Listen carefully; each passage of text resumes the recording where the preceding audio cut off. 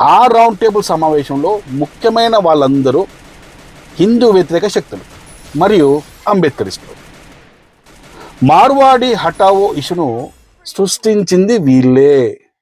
ఆ సమావేశాన్ని నిర్వహించింది వాళ్ళే. మొత్తం సమావేశంలో వాళ్ళే ఉంటే హిందువులకు అనుమానం వస్తుందని కొంతమంది చిన్న వ్యాపారాలు చేసే కోమటోలను, కొంతమంది బీసీలను సమావేశ ప్రారంభంలో ముందుగా మాట్లాడించి తర్వాత యథావిధిగా వీళ్ళు రెచ్చిపోయారు. ఇక మన గొర్రె మెదడున్న హిందువుల విషయం తెలిసిందే కదా. ఎగేసుకొని సమావేశంలో పాల్గొన్నారు.